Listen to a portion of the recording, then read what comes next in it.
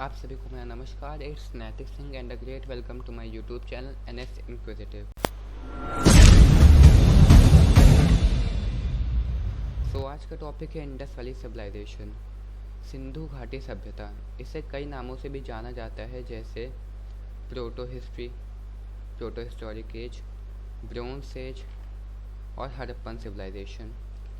Harappan civilisation इसे इसलिए बोला जाता है क्योंकि हड़प्पा पहली साइट थी जो एक्सकेवेट हुई थी, और इंडस वैली सिविलाइजेशन इसे इसलिए बोला जाता है क्योंकि ये इंडस रिवर के पास आके बसी हुई थी। ब्रोंज एज इसे इसलिए बोला जाता है क्योंकि ब्रोंज पहला मेटल था जो यूज़ हुआ था इसमें, और बहुत लार्ज एक्सटेंट में यूज़ हुआ था। ब्रोंज कॉपर और टिन को मिलाने से बनता है। इसे प्रोटो हिस्टोरिक एज इसलिए बोलते हैं क्योंकि इसमें हमें लिखित साक्ष्य मिले हैं पर उन्हें पढ़ा नहीं जा सका है। अब जनरली हिस्ट्री हमारी 3 पार्ट्स में डिवाइड है, प्री हिस्ट्री, प्रोटो हिस्ट्री और हिस्ट्री। प्री हिस्ट्री वो हिस्ट्री होती है जिसमें हमें लिखित साक्ष्य नहीं मिले होते हैं।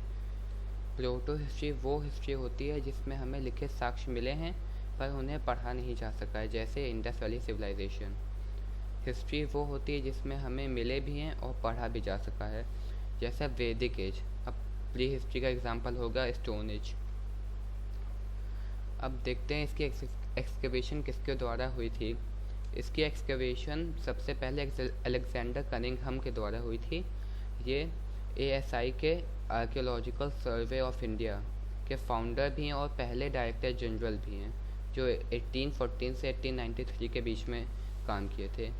हड़प्पा इन्होंने पहली बार ब्रीफली एक्सकवेट किया था इन 1972 से 73 के बीच में, और बाद में हड़प्पा की एक्सटेंसिव एक्सकवेशन राय बहादुर दयाराम सैनी के द्वारा हुई थी इन 1921। हड़प्पा पहली साइट थी, जैसा बता चुका हूँ, इसी नाम पे हड़प्पन सिविलाइजेशन भी कहा जाता है।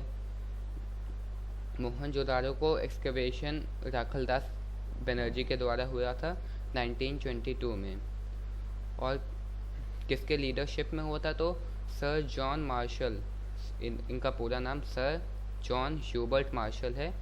ये डायरेक्टर जनरल थे उस टाइम 1902 से 1928 के बीच में। उनके ही लीडरशिप में हड़प्पा और मोहनजोदाड़ो की एक्सकवेशन हुई थी। अब देखते हैं इसका एक्सटेंट। तो जो इसका एक्सटेंट था, आज के भारत के जम्मू कश्मीर, पंजाब, हरियाणा, वेस्टर्न यूपी, राजस्थान, गुजरात और नदर्न महाराष्ट्र तक फैला हुआ था। और जो इसका वेस्टर्न मोस्ट पॉइंट है, वेस्टर्न मोस्ट, वो सुटकागेन-डोर है बलूचिस्तान में। वेस्टर्न मोस्ट पॉइंट सुटकागेन-डोर है बलूचिस्तान में। और जो इसका ईस्टर्न मोस्ट पॉइंट है वो आलमगीरपुर अपने यूपी में है। और जो इसका नदर्न मोस्ट पॉइंट है वो मंडा जम्मू कश्मीर में है।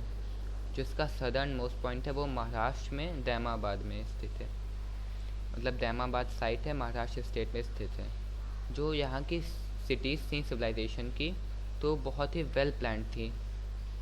जो रोड्स थी अब राइट एंगल पे कट होती थी, और जो मोहनजोदाड़ो की मेन स्ट्रीट थी वो 800 मीटर लॉन्ग और 10 मीटर वाइड थी। और जो घर का कंस्ट्रक्शन होता था वो बेक्ड ब्रिक्स के द्वारा होता था यहाँ पे। और जो सिटी थी वो जनरली 2 पार्ट्स में डिवाइड हुई हमको दिखती हैं। पहला था सिटाडेल, इसे एक्रोपोलिस और अपर टाउन भी कहते हैं, और दूसरा था लोअर टाउन। अब सिटाडेल में राजा रहता था, मतलब अपर टाउन में राजा रहता था। वहाँ पे पेव्ड बाथ का भी फीचर था, अंडरग्राउंड और सरफेस ड्रेनेज भी थे, और पीने के पानी का कुआं भी था। और जो लोअर टाउन था वहाँ पे जनरली कमर्शियल एरिया था, रेसिडेंशियल बिजनेस टाइप के पर्पस के लिए यूज़ होता था। ऑक्यूपेशन अब देखते हैं हम लोग। जो इंडस वैली सिविलाइजेशन का मेन ऑक्यूपेशन है वो एग्रीकल्चर है। यहाँ पे हमें कई क्रॉप्स के अवशेष मिले, जैसे वीट, बार्ले, पीस, बनाना आदि। और यहाँ पे हमें कॉटन के भी अवशेष मिले हैं। दुनिया में सबसे पहले कॉटन इसी सिविलाइजेशन में उगाए गए थे। और जो रिमेन्स हैं हम लोग को लोथल और रंगपुर में से भी मिलते हैं, राइस के रिमेन हमें लोथल और रंगपुर से भी मिले हैं। और यहाँ पे हमें मोहनजोदाड़ो से ग्रेनरीज के अवशेष भी मिले हैं, जो बताता है कि यहाँ पे सरप्लस फूड होता था। ग्रेनरीज ग्रेन को स्टोर करने के लिए यूज़ किया जाता है। यहाँ के लोग पेट्स भी पालते थे, जैसे ox, buffalo, pigs, goats and sheep. और जो ऊँट और गधे थे वो ट्रांसपोर्ट के लिए यूज़ होते थे। डॉग्स और कैट एज अ पेट। और जो हम्प्ड बुल थी वो फार्मिंग के लिए यूज़ की जाती थी। और यहाँ पे इसका जो ट्रेड था बहुत अलग अलग कंट्रीज से बहुत एंगेज था, जैसे इजिप्ट हो गया, बेबीलोन हो गया और अफ़गानिस्तान हो गया। बेबीलोन मेसोपोटामिया, ये मेसोपोटामिया में है। और मेसोपोटामिया में एक सुमेरियन सभ्यता है जो दुनिया की सबसे पुरानी सभ्यता है। और यहाँ पे हमें कई सारी सील भी मेसोपोटामिया में देखने को मिलती है। जो सील्स थी वो टेराकोटा की बनी हुई होती थी। और जो इसका ट्रेड है, जैसे बताया हूँ, मेसोपोटामिया तक एंगेज था, जो आज का इराक है मेसोपोटामिया, पर्शिया आज का ईरान है, और अफ़गानिस्तान तक। जो गोल्ड था वहाँ पे कोला माइन से लाया जाता था, जो कर्नाटका में है कोला माइंस। और कॉपर खेतरी माइन से लाई जाती थी, जो राजस्थान में है। सिल्वर पर्शिया से।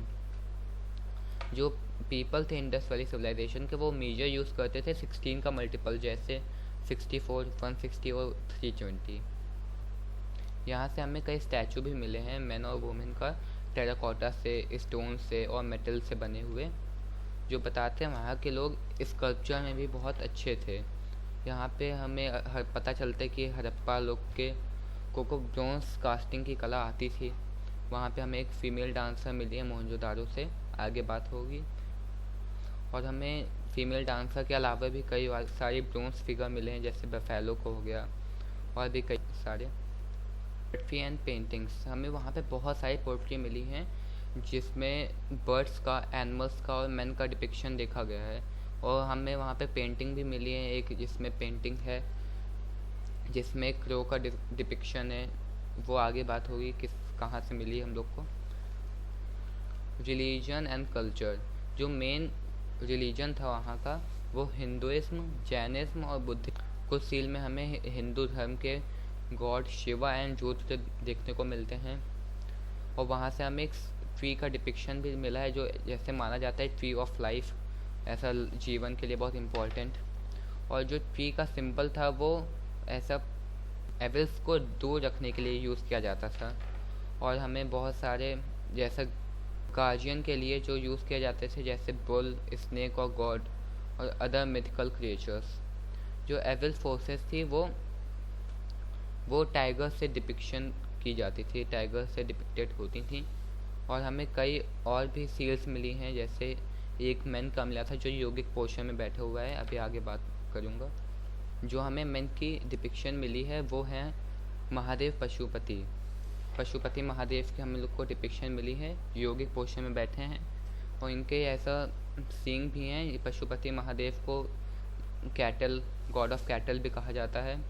और इनके हम लोग को बगल में कई सारे एनिमल्स भी देखने को मिलते हैं, जैसे deer, antelope, rhinoceros, elephant, tiger, buffalo etcetera. हमें मोहनजोदारो से स्वास्तिक भी देखने को मिलता है, वहाँ स्वास्तिक के अवशेष भी मिले हैं। और स्वास्तिक को ऐसा पवित्र सिंबल माना जाता है गुड लक के लिए। अब आते हैं इम्पोर्टेंट साइट्स। जो हमें यहाँ पे कुछ टिले की डिस्कवरी जब हुई थी जनवरी में, तो हमें ये पता चलता है कि राखीगढ़ी है हिसार डिस्ट्रिक्ट में हरियाणा के, तो ये पता चलता है कि राखीगढ़ी पूरे इंडस वैली सिविलाइजेशन की सबसे बड़ी साइट है। और धोलावीरा पूरे इंडिया में सेकंड लार्जेस्ट साइट है।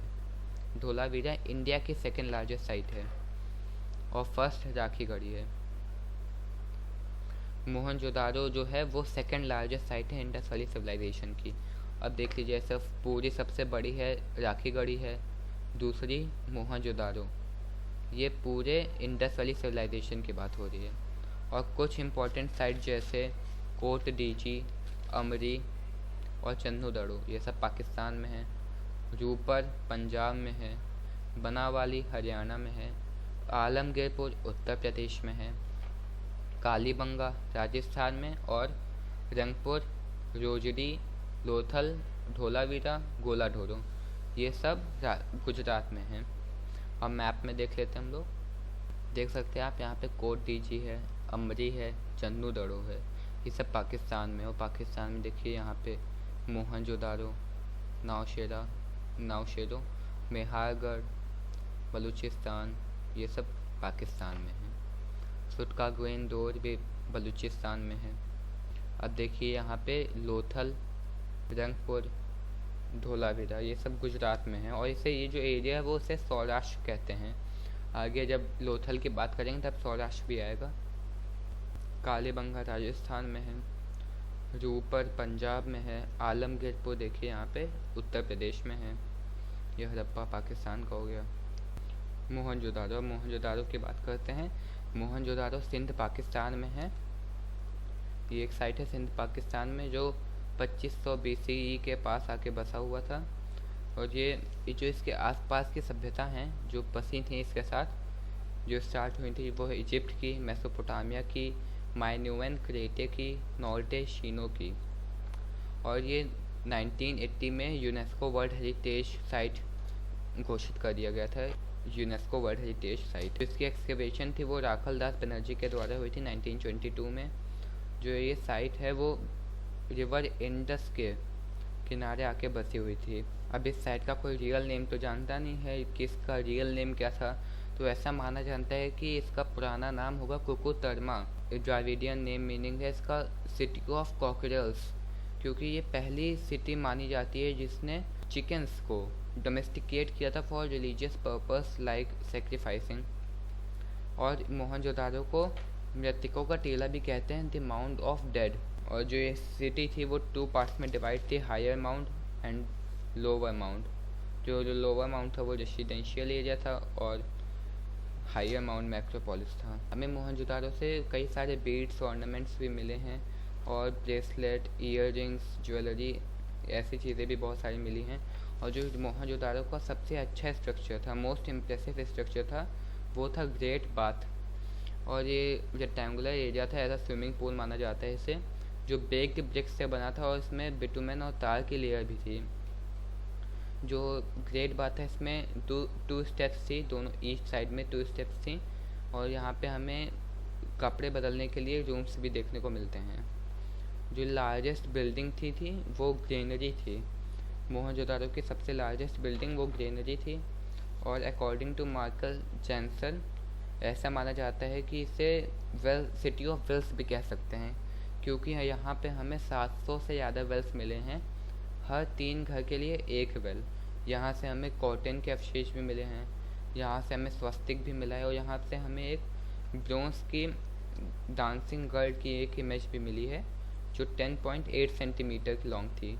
डांसिंग गर्ल का स्ट्रक्चर मिला है जो 10.8 सेंटीमीटर लॉन्ग था और यहाँ पे हमें एक बुल लाइक क्रिएचर भी देखने को मिलता है जिसका सिंगल कर्व्ड हॉर्न था। ऐसा उसे यूनिकॉर्न भी माना जाता है, पर आर्कियोलॉजिस्ट का ऐसा मानना है कि कोई भी ये फैंटेसी क्रिएचर नहीं। ये वीडियो यहीं पे एंड होता है। आगे हम लोग और भी इम्पोर्टेंट साइट्स के बारे में बात करेंगे और लास्ट में डिक्लाइन और क्वेश्चन आंसर्स होंगे, 30 क्वेश्चन आंसर्स होंगे।